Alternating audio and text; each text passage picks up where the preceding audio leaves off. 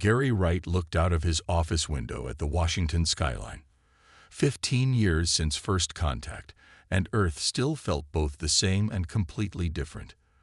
The morning sunlight glinted off the new Interspecies Cultural Center, its unusual architecture a blend of human and alien design principles.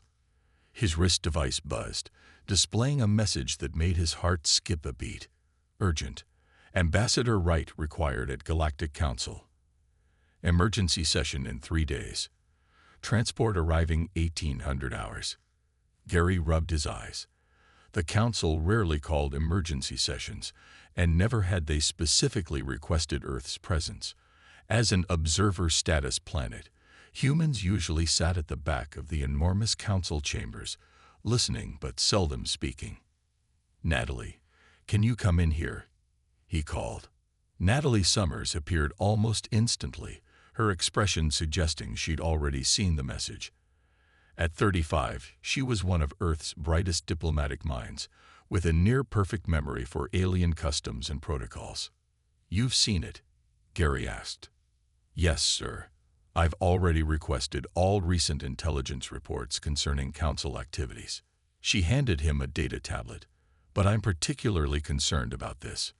The tablet showed footage from the colony New Dakota. 3 Zarkonian ships hovering just beyond the boundary markers. The timestamp showed it was from just 2 days ago. "They're testing our borders again," Gary muttered. "4th time this month, and not just at New Dakota. They've been spotted near Henderson's World and Liberty Point as well." Gary sighed. The Zarkonians had made their distaste for humans clear from first contact. A militaristic empire spanning 27 star systems, they had initially dismissed humans as primitive newcomers. That attitude had shifted to something closer to hostility when humans displayed an unexpected talent for adapting alien technologies. "What do we know about the council meeting?" Gary asked. "Very little. The official reason is discussion of border security measures, but my contact with the Ardelian delegation hinted it might really be about us." Gary raised an eyebrow. "Us? Earth has followed every regulation to the letter." "Not according to rumors spreading among council members. There's talk the humans are secretly building warships beyond our registered quota." "That's ridiculous," Gary scoffed. "We've barely figured out how to build proper colony ships." Natalie nodded. "You and I know that, but the Zarkonians have been whispering to anyone who will listen, and several smaller council races are getting nervous." A soft chime sounded as Gary's computer received a secured transmission. The presidential seal appeared, followed by the face of President Kate Bauman. "Ambassador Wright, I assume you've received the council summons." "Yes, Madam President. We're analyzing what it might mean." "My military advisors are concerned, Gary.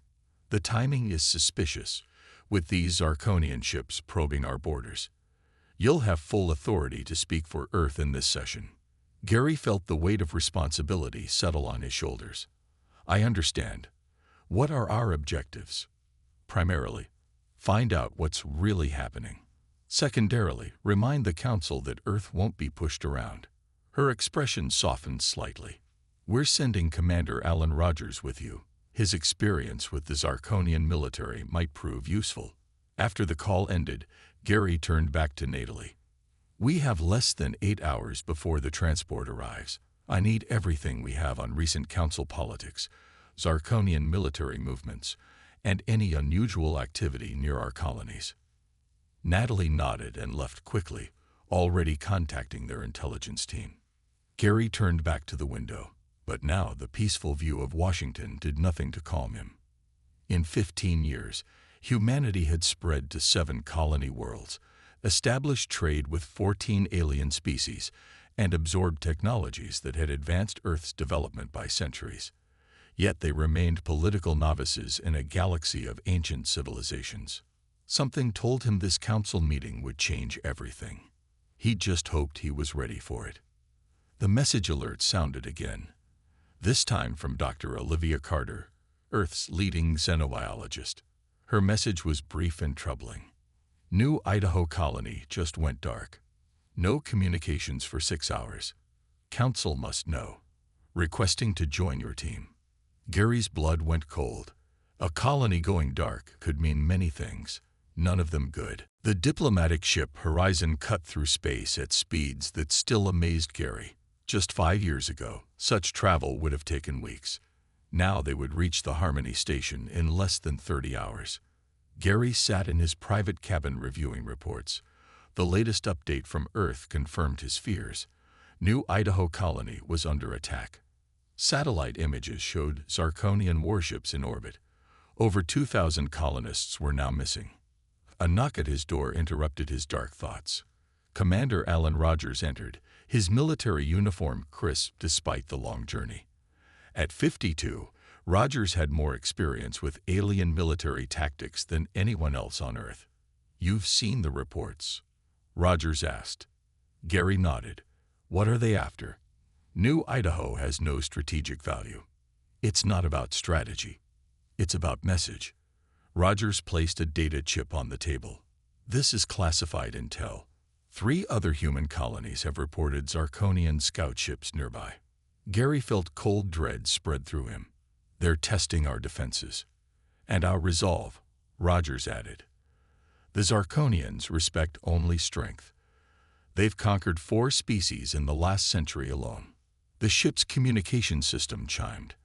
"Ambassador, incoming transmission from Counselor Vextel of the Ardelian Confederation," announced the ship's eye.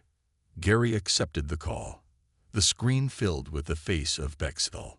The Ardelian had greenish skin and 4 eyes that blinked in alternating pairs. "Ambassador Wright, I hope I am not disturbing you." Vextel's translation device converted his speech to English. "Not at all, Counselor. What can I do for you?" "I wish to warn you before your arrival. The council meeting. It is not what it appears."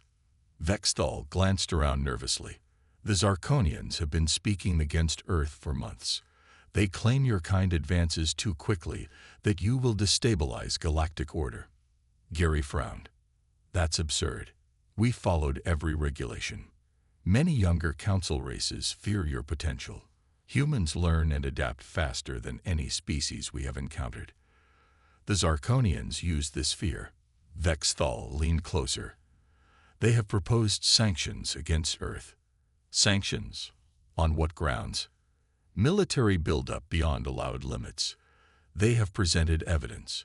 Vexthal's 4 eyes blinked rapidly. "Fabricated evidence, I believe, but convincing." After the call ended, Gary summoned his team to the ship's conference room. Dr. Olivia Carter arrived first, her data tablet clutched tightly. At 43, she was Earth's foremost expert on alien biology and culture. "We've received new data from New Idaho," she said without preamble. Before communications went down, the colony's research station recorded unusual energy signatures from the Zarkonian ships. Natalie Summers entered next, followed by Rogers. Gary shared Vexthal's warning. "This explains their border testing," Rogers said. "They're setting us up. Create a fake threat, then remove it." Dr. Carter nodded. "Classic predator behavior. Create justification for aggression." Natalie looked troubled. "If the Council approves sanctions, we lose protection under the Galactic Charter. The Zarkonians could claim they're enforcing Council decisions if they attack us." Gary stood and walked to the viewport. Stars streaked by as the ship hurtled toward Harmony Station. Somewhere out there, human colonists were fighting for their lives. Or worse. "We need allies on the Council," Gary said finally. "Natalie, contact every friendly delegation. Rogers, prepare military evidence countering their claims. Dr. Carter, analyze those energy signatures. I want to know what weapons they're using." As his team dispersed, Gary received another message. This one from Susan Martinez, the human who had saved the Arcari leadership years ago and now represented their interests on the Council. Her message was brief. "The Council meeting is not a discussion. It's a tribunal. Earth is already being judged." Gary clenched his fists. What had started as a diplomatic mission now felt like a race against time. With every passing hour, the Zarkonians strengthened their position. By the time they reached Harmony Station, more colonies might be under attack. For the first time, in 15 years of interstellar relations, humanity faced an existential threat, and Gary Wright was the only one who could stop it. Harmony Station loomed before them, a massive wheel-shaped structure spinning slowly in the darkness of space. Hundreds of ships from across the galaxy docked at its many ports. As the horizon approached, Gary watched through the viewport, counting at least 47 different ship designs representing the member species of the Galactic Council. "Quite a sight," said Natalie, joining him at the window. "And we're the new kids on the block." "New kids that some people want to kick out of school," Gary replied. The ship shuddered slightly as docking clamps engage. "Let's hope we've prepared enough." The docking bay was a bustling center of activity. Beings of countless shapes, sizes, and colors moved about their business. Some floated on anti-gravity platforms, others slithered along the floor, while many walked on various numbers of legs. A tall, blue-skinned official approached them. His uniform bore the symbol of Council security. 4 arms crossed over his chest in a formal greeting. "Ambassador Wright, I am Security Chief Morcon. I will escort you to your quarters." His voice was cold, lacking the usual courtesies extended to diplomatic envoys. As they followed Morcon through the station's curved corridors, Gary noticed the reactions of other beings. Some stared openly, others whispered to companions. A few even moved away as the humans passed. The atmosphere was tense, unwelcoming. "They've been fed lies about us," Natalie whispered. Gary nodded. "And we're here to correct them." Their quarters were spacious, but clearly in a remote section of the station, far from the main council chambers. Another slight, Gary realized. Placing Earth's delegation on the periphery, both literally and symbolically. "The preliminary session begins in 3 hours, Morcon informed them. "You may move about public areas of the station until then." With that, he turned and left. "Charming fellow," Rogers commented. "I counted 6 hidden weapons on him." "Standard for his species," Dr. Carter corrected, but he was unusually formal. "The Xentari are typically more expressive." Gary wasted no time. "We need to speak with any friendly delegations before the session. Natalie, arrange meetings. Rogers, scout the security situation. Dr. Carter, analyze the station's communications for any mention of Earth or the colonies." 2 hours later, they gathered again. The news wasn't good. Most delegations refused to meet, Natalie reported. Only the Ardelians and 3 minor species agreed to brief conversations. Rogers looked grim. "Security is tight around the council chambers. Many more guards than usual for a standard session." Dr. Carter's findings were most troubling. 39% of intercepted communications mention Earth. The most common associated terms are threat, containment, and military action. A soft knock interrupted them. The door slid open to reveal Susan Martinez, the human representative of the Archery. At 60, her hair had gone completely white, but her eyes remained sharp. After saving the Archery leadership from an assassination attempt years ago, she had been granted the unprecedented honor of representing them on the council. "Ambassador Wright," she said, stepping inside. "We don't have much time." She placed a data crystal on the table, which projected a holographic image of the council chamber seating arrangement. "This is today's configuration. Earth has been placed here." She pointed to a small section far from the central podium, between the Zarkonians and the Pelux, both hostile to human interests. "A deliberate positioning," Gary noted. Susan nodded. "The Zarkonians will present their case first. They have 17 species supporting their motion for sanctions." "What evidence will they present?" Rogers asked. "Falsified sensor readings showing human warships in prohibited zones. Manufactured communications suggesting Earth is planning aggressive expansion." Susan's expression darkened. "And they have something else. Something they're keeping secret even from their allies." Gary studied the hologram. "What's our best approach?" "Procedural objections won't work," Susan advised. Too many council members are already convinced. You need something dramatic, something that will force them to reconsider. As they continued planning, Gary received an urgent message from Earth. More colonies had gone dark. The attacks were no longer isolated incidents. This isn't just about sanctions, Gary realized. This is about eliminating humanity as a potential rival. They were running out of time. The main council chamber was enormous. A vast circular room with rising tiers of seats. It could accommodate representatives from all 47 member species. At the center stood a raised platform where speakers would address the assembly. Gary and his team were led to their designated seats, far from the center and positioned exactly where Susan had predicted. On one side sat the Zarkonian delegation, their gray-scaled skin and sharp yellow eyes unmistakable. Their leader, High Minister Dravkos, barely acknowledged the humans. On their other side, the insectoid Pelix clicked their mandibles in what Dr. Carter quietly identified as a sign of disapproval. "Quite the welcome committee," Rogers muttered. The chamber quieted as the council elder, an ancient being from one of the founding species, floated to the central platform.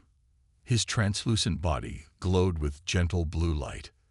"This emergency session is now in order," the elder announced, his words automatically translated for all present. "We gather to address serious concerns regarding the actions of Earth and its colonies."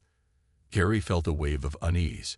Not alleged actions or reports of actions, but simply actions. The judgment seemed already made. The council recognizes High Minister Dravkos of the Zarkonian Empire. Dravkos moved to the central platform, his tall form commanding attention. "Esteemed council members, for 15 years we have observed the rapid expansion of humans into our galaxy. While all species advance, humans do so at a troubling rate." The chamber's display screens activated, showing images of what appeared to be human warships near Zarkonian space. "These vessels were detected near our outer territories," Dravkos continued. "Their weapon systems were active, their intentions hostile." Gary exchanged looks with Rogers. Those weren't Earth ships. The design was similar, but wrong in crucial details. "Furthermore," Dravkos went on, "we have intercepted communications revealing Earth's plans for aggressive expansion." The screen showed what appeared to be military orders. Gary recognized some authentic elements mixed with fabrications, clever forgeries that would be difficult to disprove quickly. As Dravkos spoke, other council members voiced support for the Zarkonians. The Pelix, the Vrax Confederacy, and several smaller powers all described concerns about human expansion and technology development. "Humanity advances too quickly," the Pelix representative chittered. "They have achieved in 15 years what took us centuries. Their adaptability threatens galactic stability," added the Vrax delegate. Gary noticed that many delegations remained silent, neither supporting nor opposing the accusations. Fear, he realized. They were afraid to oppose the powerful Zarkonian Empire. As the accusations mounted, Gary received an urgent message on his secure device. He showed it to his team. The text was brief but devastating. "New Idaho colony confirmed destroyed. Population status unknown. Henderson's World and Liberty Point under attack. Defensive forces overwhelmed." Gary's blood ran cold. While the council debated, the Zarkonians were actively attacking human colonies. This wasn't just politics, it was war, cleverly disguised as enforcement action. "Earth's representative may now respond," the elder announced, drawing Gary's attention back to the proceedings. Gary stood, but before he could reach the central platform, Dravkos made a final statement. "We propose immediate sanctions against Earth, restriction of their fleet movements, technological development, and colonial expansion, for the safety of all council species." As Gary took the platform, he could feel the weight of every gaze in the chamber. Many were hostile, some curious, a few sympathetic, but most seemed to have already accepted the Zarkonian narrative. His prepared speech now seemed inadequate. Diplomatic protests would fall on deaf ears. Evidence countering their claims would be dismissed as human deception. Gary took a deep breath. The situation required something unprecedented. As he looked around the chamber, he made his decision. Earth wouldn't beg for mercy or plead its innocence. No, he would take an approach no one would expect. One that might save humanity from the fate the Zarkonians had planned. His hand steady, his resolve firm, Gary prepared to address the council in a way that would shock them all. Gary stepped down from the platform, asking for a brief recess before his response. The council elder granted this request, though Gary noticed the disapproving glares from the Zarkonian delegation. "We need to talk now," Gary told his team, leading them to a small side chamber reserved for delegation consultations. Once the door closed behind them, Gary displayed the latest message from Earth. 3 more colonies under attack. This isn't just political anymore. Natalie looked pale. They're using the council meeting as cover for their real objective.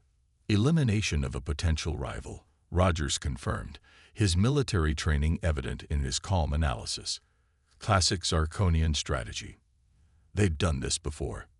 Dr. Carter pulled up historical records on her tablet. The Pelian civilization, 60 years ago. The Zarkonians accused them of treaty violations while secretly attacking their outer settlements. By the time the council acted, half the Pelian worlds were gone, Natalie said, reading over Dr. Carter's shoulder. Gary paced the small room. Our standard diplomatic options won't work here. Denying their claims, presenting counter-evidence, it would take too long. By then, more colonies will fall. Earth's defenses can't hold against a coordinated attack, Rogers added. Not if multiple council races join the Zarkonians. Gary stopped pacing. What if we change the narrative completely? The others looked at him with confusion. Natalie spoke first. What do you mean? The Zarkonians expect us to be defensive, to plead our case, to beg for fair treatment. Gary's eyes had a determined gleam. What if we do the opposite? You can't mean. Rogers started. I do, Gary confirmed. We don't deny their accusations. We flip the script entirely. Dr. Carter looked concerned. That's incredibly risky. Less risky than doing nothing, Gary argued. The Zarkonians are counting on council politics to delay any real action while they pick off our colonies one by one. As they debated, Susan Martinez entered the room. I've spoken with the Ardelian and Tellarite delegations. They're sympathetic but afraid to oppose the Zarkonians openly. They might not need to, Gary told her. He quickly outlined his plan. Susan's eyes widened. That's either brilliant or suicidal. Maybe both, Gary admitted. But I need to know if Earth will back me on this. Gary established a secure connection to President Bauman.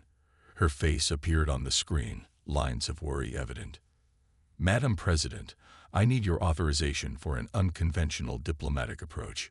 Gary explained his plan. The president was silent for a long moment. The Joint Chiefs warned that we can't win a conventional war against the Zarkonians, especially if other council races join them. This might be our only chance to prevent that scenario, Gary urged. President Bauman nodded slowly. You have full authorization, Ambassador. Do what you must to protect Earth and our colonies. When the connection ended, Gary turned to his team. Dr. Carter, I need every piece of evidence we have on Zarkonian attacks, not just against us, but against other species too. I've been compiling that data, she replied. They've secretly attacked at least 3 other species in the past decade. Natalie, prepare a formal declaration. Use the template from the archives I mentioned. As they worked, Rogers approached Gary privately. You realize this puts a target on your back. The Zarkonians won't take this lightly. I know, Gary said, but sometimes the only way to win is to change the rules of the game. The door chimed, indicating their recess was ending. Gary gathered his materials and straightened his uniform. No matter what happens next, he told his team, remember that today, we fight not just for Earth, but for every species that has suffered in silence. As they walked back to the council chamber, Gary felt a strange calm. He was about to make the most important speech of his life, perhaps the most important in human history, and it would begin with the last words anyone in that chamber expected to hear. The council chamber fell silent as Gary took his position at the central platform. The accusations against Earth hung in the air. Many expected him to deny the charges, to plead for understanding, to beg for mercy. The Zarkonian High Minister watched with barely hidden satisfaction, certain of his victory. Gary stood tall, his gaze moving slowly across the gathered representatives of 47 species. His voice, when he spoke, was calm and clear. Esteemed members of the Galactic Council, you have heard many claims today about Earth and its people. You have been told that we are dangerous, that we advance too quickly, that we must be controlled. He paused, letting his words sink in. I will not stand here and deny these accusations. A murmur spread through the chamber. This was not the response anyone had expected. Instead, Gary continued, I come before you today to make a formal announcement on behalf of Earth and all human colonies. The room grew even quieter. Gary took a deep breath. Earth hereby declares war. The chamber erupted in shock. Delegates rose from their seats. Translators struggled to keep up with the sudden outbursts in dozens of languages. The council elder called for order, his translucent form pulsing with bright light. When the noise subsided, Gary spoke again, but not against the Zarkonian Empire, as they might wish you to believe. Confusion replaced outrage on many faces. Earth declares war against the very concept that has plagued this galaxy for too long. We declare war against unprovoked aggression. We declare war against the strong preying on the weak. We declare war against the politics of fear that keeps this council paralyzed while innocent lives are lost. Gary activated the central display system, bypassing the council controls with access codes Susan Martinez had provided. The screen showed real-time footage from the attacked human colonies. Zarkonian warships firing on civilian settlements. Bodies floating in space. Cities burning. While we stand here debating, New Idaho colony has been destroyed. Henderson's world is under attack. Liberty Point's defenses have fallen. Gary's voice remained steady even as the images spoke of tragedy. This is not speculation. This is happening now. The Zarkonian High Minister surged to his feet.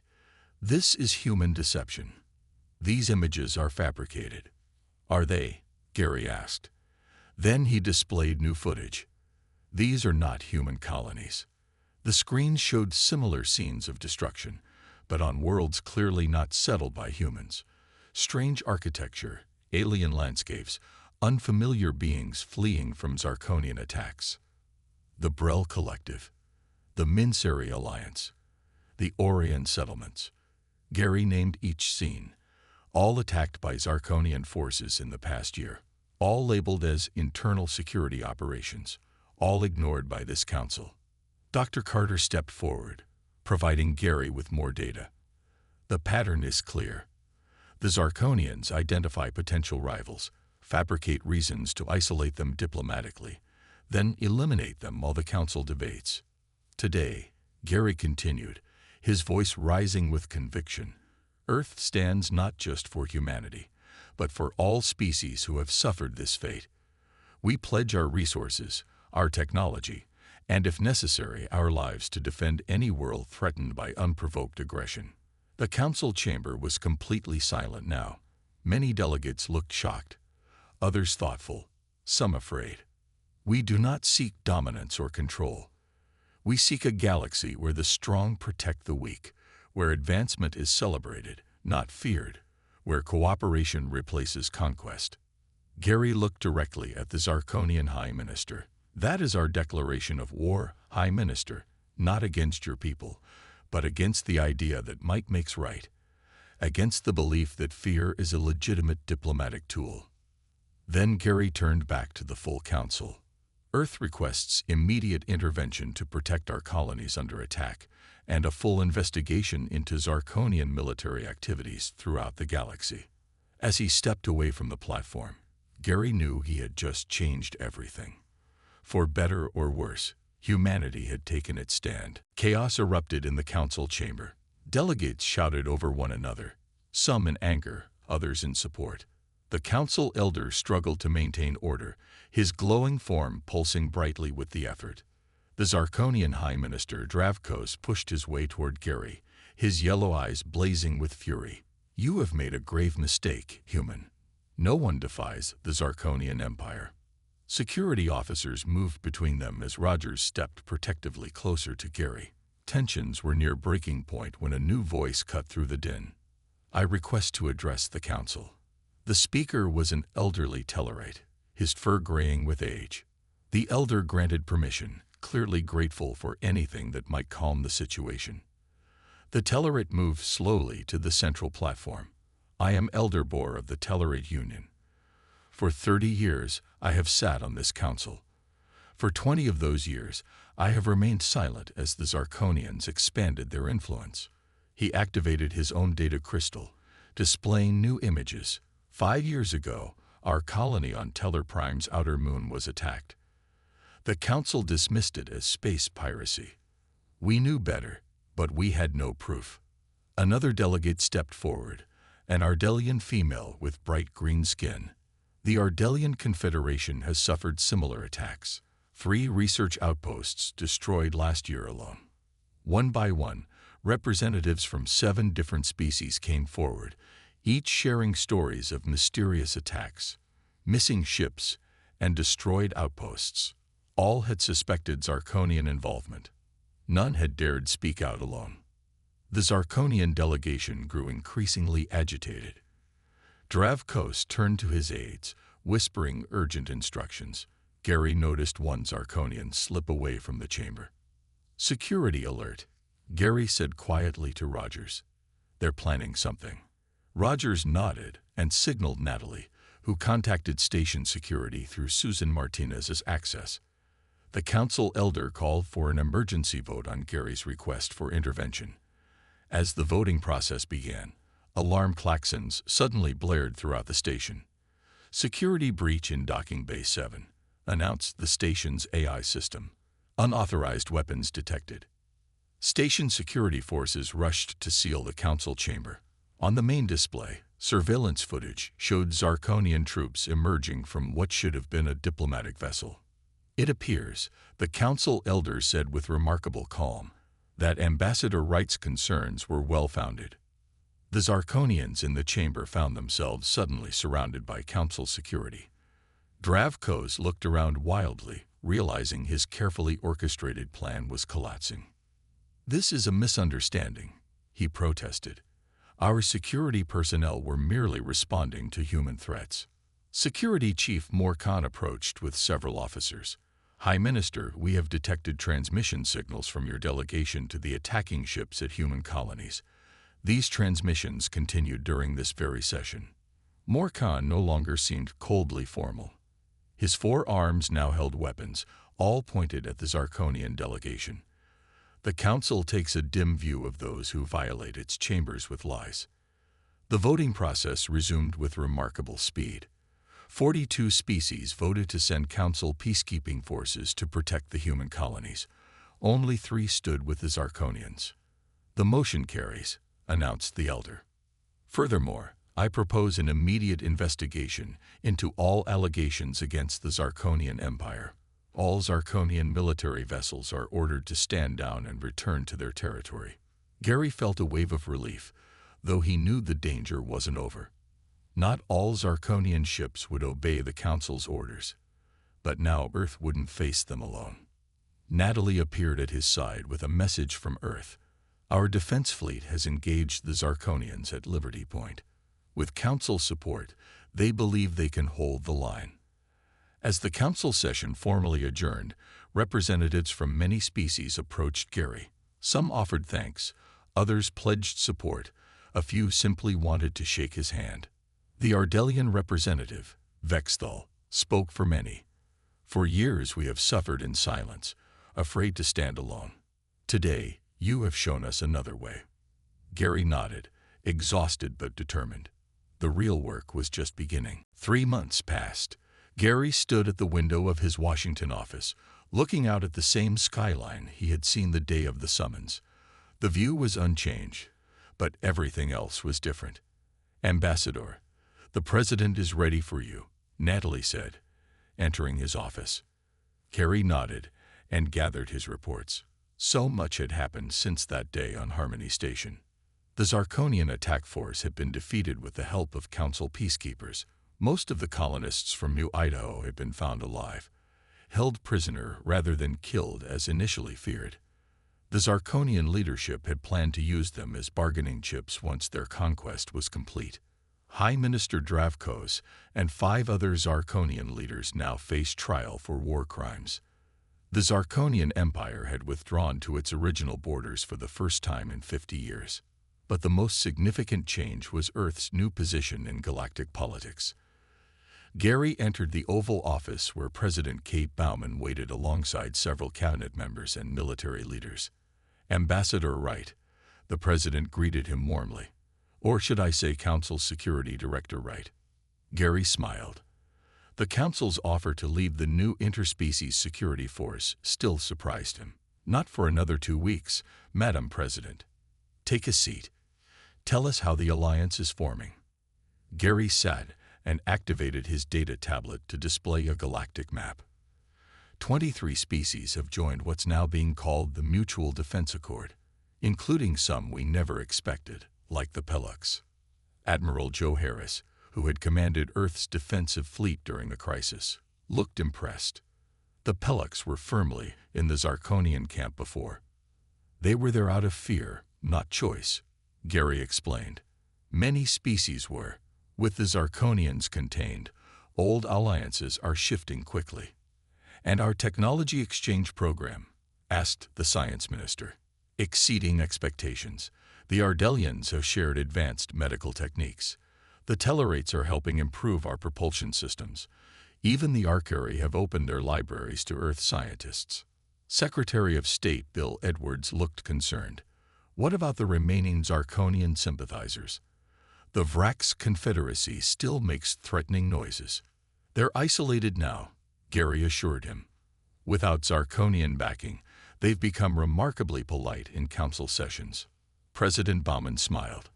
"All because you chose to fight for something rather than against someone." After the meeting, Gary met Dr. Carter in the Rose Garden. She had just returned from an exchange program with Ardelian scientists. "I hear the council position is official," she said. "Congratulations." Gary nodded. "I'll be the first human to hold a senior council position."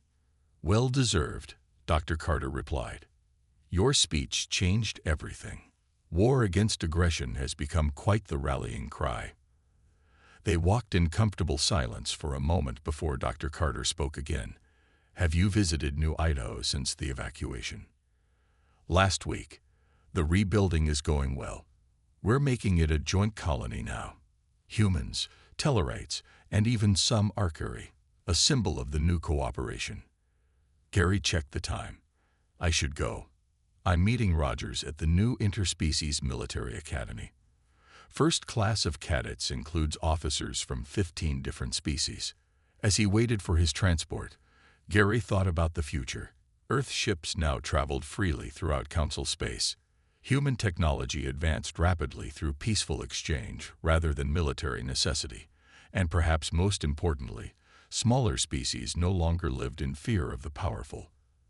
There would be challenges ahead. The Zarkonians might one day rebuild their strength. Other threats would emerge, but they would face them together now. Gary's communication device chimed with a message from Susan Martinez. The Council had voted unanimously to establish a permanent diplomatic mission on Earth. Another first. When Gary had stood before the Council and declared war against aggression, he couldn't have imagined how quickly things would change. Humanity had found its place in the galaxy not through dominance, but through courage and moral clarity. As his transport arrived, Gary looked up at the stars becoming visible in the evening sky. They no longer seemed distant and unreachable. They were the future.